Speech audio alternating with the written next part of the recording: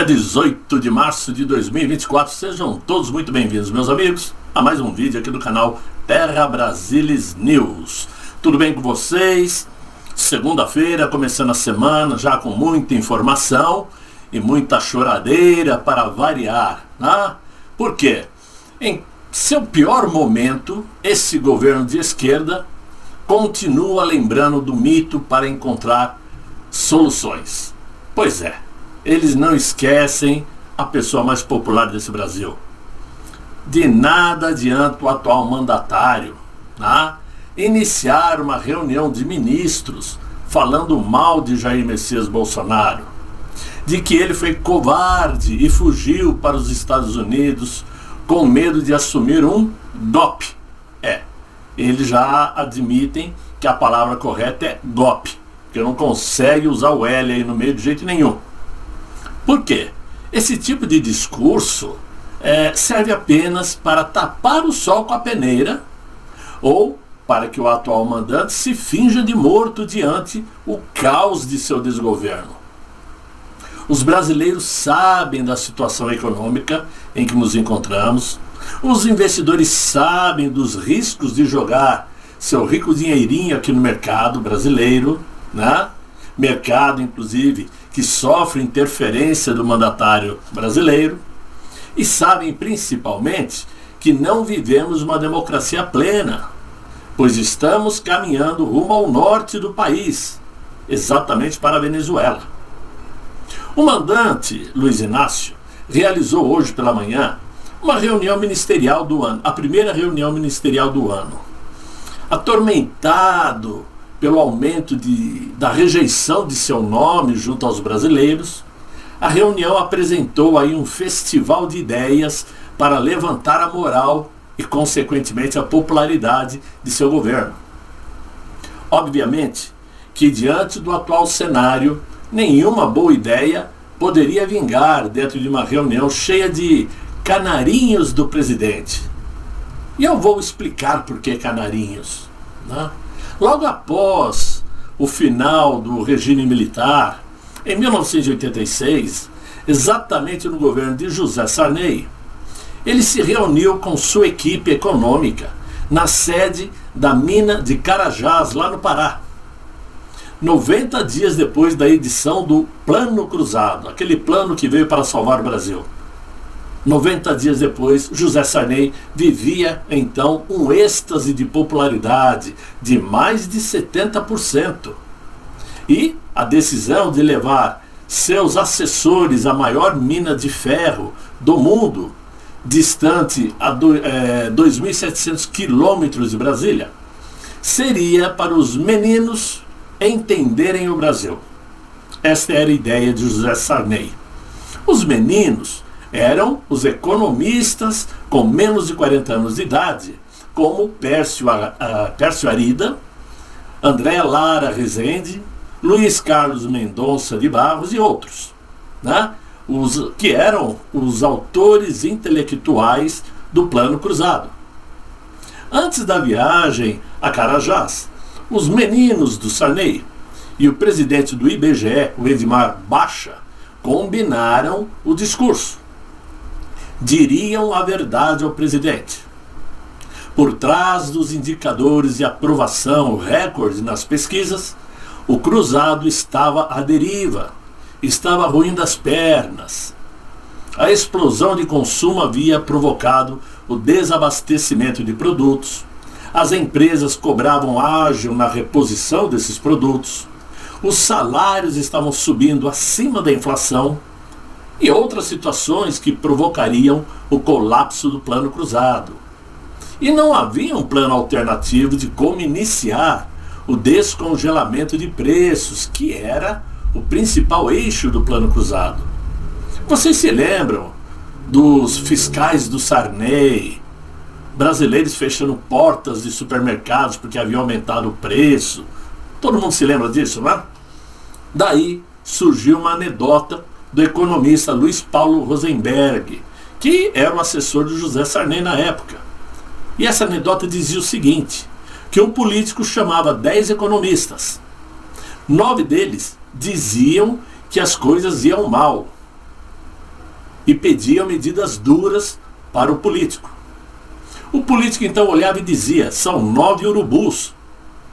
Aí chega o último economista e diz: está ruim, mas pode melhorar. Ao estilo de Miriam Leitão nos dias de hoje. Tá?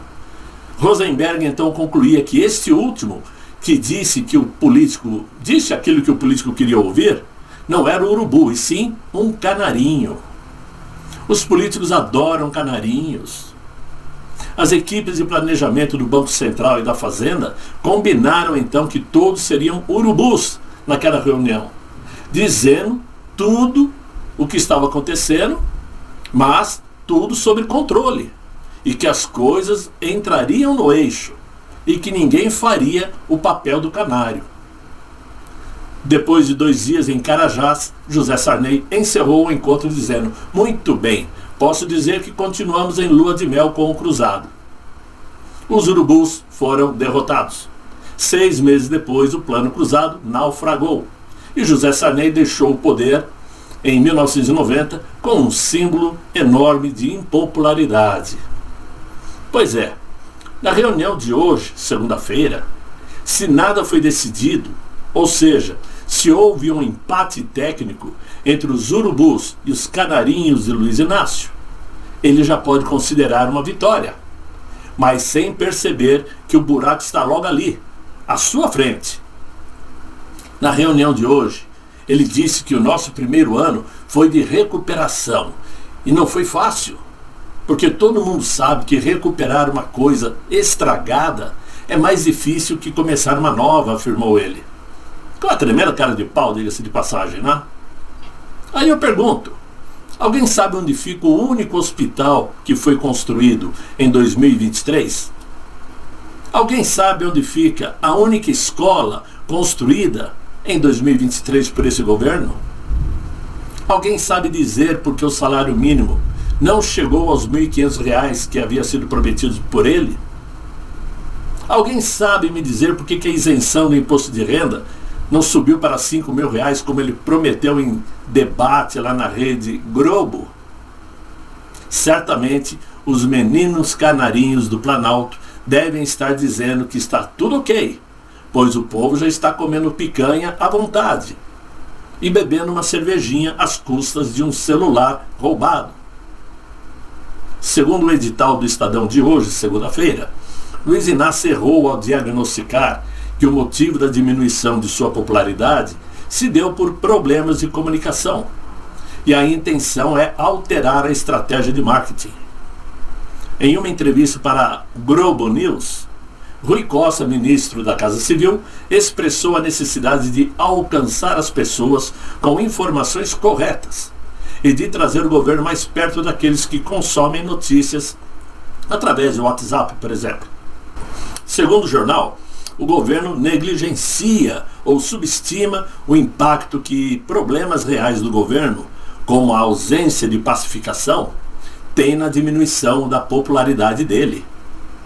No entanto, ao invés de amenizar, acalmar a população, encerrar esse debate, esquecer o nome de Jair Messias Bolsonaro para justificar seus erros, há um fortalecimento da intensificação dessa polarização. Luiz Inácio precisa usar o nome de Jair Bolsonaro para tentar manter o mínimo de popularidade que tem e o mínimo de seguidores que possui. Porque Bolsonaro é a desculpa perfeita para ele justificar os erros de seu próprio governo. Verdade é que quando os urubus resolverem criar coragem para abrir os olhos carregados de botox do Luiz Inácio, certamente será tarde. Não para eles, mas para nós. Verdade é, meus amigos, que a situação no Brasil é muito delicada, porque economicamente todos nós estamos vendo o rumo que as coisas estão tomando. Os brasileiros estão começando a sentir muita dificuldade em trazer o pão nosso de cada dia para dentro de casa. Estão sentindo dificuldades em manter seus empregos. E, principalmente, existe uma insegurança jurídica enorme, principalmente porque aquele ministro continua esticando a corda, querendo linkar o ex-presidente Jair Bolsonaro com qualquer possibilidade, qualquer tentativa de um golpe que até hoje não foi provado. Eles não conseguem criar uma linha, uma narrativa forte o suficiente para acusá-lo e mandá-lo para as grades como sonham. Até porque, como ele não tem foro privilegiado, ele teria que ser indiciado, mas seus processos deveriam começar na primeira instância. E como driblar isto? Somente agindo contra a Constituição brasileira, que todos estão enxergando, principalmente lá nos Estados Unidos, depois da visita dos nossos parlamentares, levando aos americanos a realidade do que está acontecendo aqui no Brasil.